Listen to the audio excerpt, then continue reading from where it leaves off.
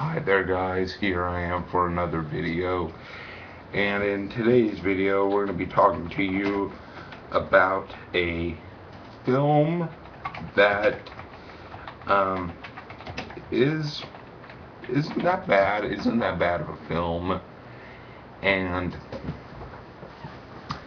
it is Texas Chainsaw Massacre: The Beginning, which is a 2006 R-rated 91-minute horror thriller from Jonathan Liebesman, Jonathan Liebesman. I don't know how to pronounce his last name well. Um, this guy provided you Darkness Falls, which I hear is really bad. I hear that it's really bad, but I also hear a few good things about it.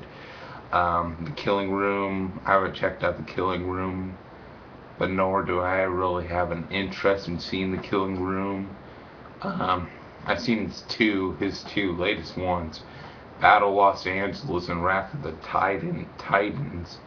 I didn't really care for Battle Los Angeles, and Wrath of the Titans was kind of a shitty movie. I really disliked that film.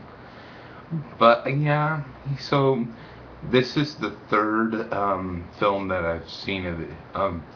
One of the three films that I've seen from Battle Los Angeles and Wrath of the Titans Could Eat a Dick. The reason why I even took this film into consideration because I am a Texas Chainsaw Massacre fan. I think the whole entire franchise is highly underrated, and doesn't really get the appreciation that it deserves. Texas Chainsaw Massacre 1974 is a great film. It's a classic. It's a classic to the horror genre.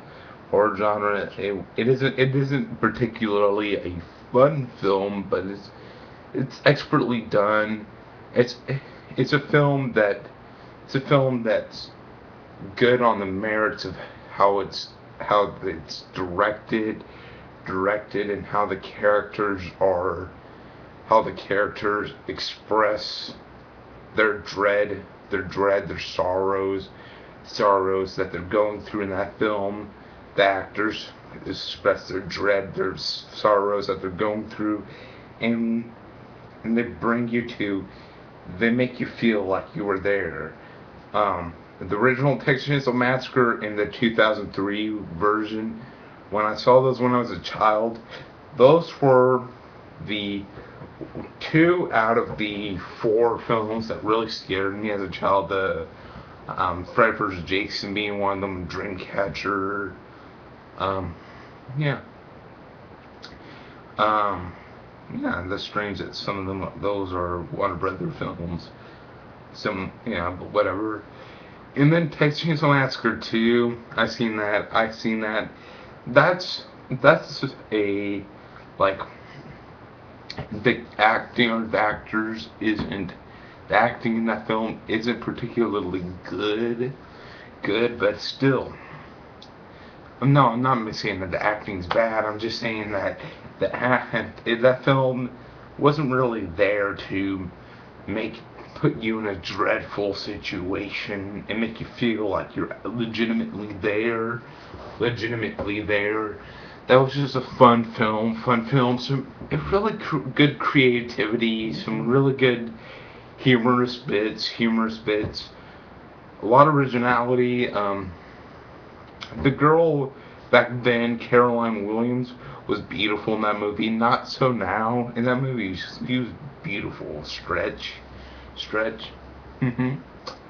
Yeah, she was beautiful there. And then you have her likable friend. I forgot his name, but still, he was good. You had Toby Hooper being a badass in that film. Just some good fun. Texas Chainsaw Massacre 3, or Leatherface's Texas Chainsaw Massacre 3, was a little bit more of a serious film than Texas Chainsaw Massacre 2, but still, it was well done. Well done. You have Ken Foree being a badass, defeating Leatherface, and the family in that film was really good, really good. I enjoyed the family members in that one. They have so much. There's so much going on there. And all I have to say to the haters of Texas Chainsaw Massacre: The Next Generation, go and eat a dick. Texas Chainsaw Massacre: The Next Generation was a highly underrated film. The first three to horror fans, they either like it or don't like it. But the general consensus for Texas Chainsaw Massacre: The Next Generation is just pure loathingness to it. I honestly disagree. I think that film had some really fun moments. Really fun moments. The characters were just the acting was so bad that it was good. Leatherface didn't really be much of an issue. He didn't whine much. Yeah. And then the Texas Chainsaw Massacre, the 2003 remake. When I was a little kid, I thought that was good. Then, in my opinion of it being good, went to it being shitty for a while, and then now, it isn't that bad of a film. Sure, Arlie Ermey tried his best to be the Full Metal Jacket sergeant guy and kind of degraded that film a bit. But honestly, it wasn't that bad. Then you have this one, which we'll get to, and then you have that Texas Chainsaw Massacre 3D, which I originally thought had a lot of potential. I seriously thought that I would like the thing. A lot of things were going for it. It was supposed to be medical between Texas Chainsaw Massacre 1 and Texas Chainsaw Massacre 2, somewhere in the middle there, and that was really a good idea. And I kind of thought it was cool that it was a direct sequel from the first one, but ultimately it failed. It had a little bit too much stupid plot scenes, and it just wasn't good, and it just made you, yeah. It was just the logic in that film was stupid as fuck. So, yeah, we got that film, but here we are with Texas Chainsaw Massacre, the beginning, which, to be honest, actually, I thought this film wasn't that bad.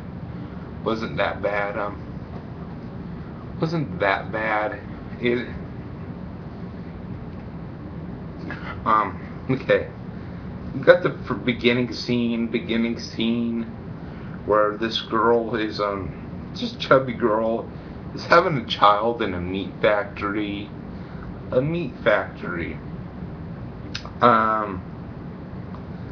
Yeah, having a child in a meat factory. The only legitimate problem I have with this film is that it just relied on the brutality factor. And I don't really care for brutality in my horror films. I want fucking scariness. Not brutality, not gore. I want to be genuinely terrified. Which the first one in the original series and the 2003 remake succeeded in. But this one, it honestly didn't terrify me. It just was like, oh my god, we got this gore scene here, gore scene there. But I'm just gonna say, I like the kids. I thought they had some really good drama. The kids had some good drama, good dialogue, and the family members also had some good dialogue back and forth. Arlie Ermey just hamming it up with his this sergeant with his Full Metal Jacket sergeant a thing, which I respect that they at least try to have a homage to his character in that film. But when they could have been a little bit smarter, they could have been a little bit smarter near the end, and just let Jordana Brewster, which is fucking gorgeous in this film. She was fucking gorgeous in this film. She was fucking gorgeous. Yeah, they could have figured out a way for her to live. Okay, understand that prequels got to figure out a way so the killer gets scot free. But they could have let the girl Jordana Brewster, who would have been interesting and smart. If in the first one they killed off Jessica Biel, which is cute. She isn't hot, she's just cute. Die, and then Jordana Brewster lives. It would have creativity, but whatever. Still, there's a lot going for this film. It isn't 100% bad. There's some really cool scenes, like this biker getting revenge for his deceased girlfriend getting fucked up by the sheriff. I like that. That was cool.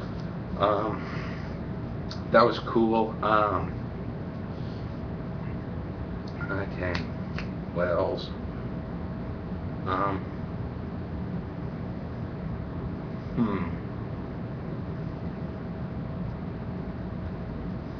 Honestly, I can't really think of anything else to say.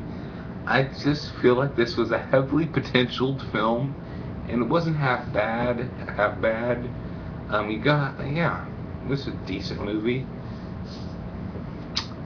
And you know what I appreciate is that if you give me a comment down below, tell me what you thought of this film and what you thought of the other Texas Chainsaw Massacre films. In this film, and specifically, I'm very interested. Thank you guys. Bye.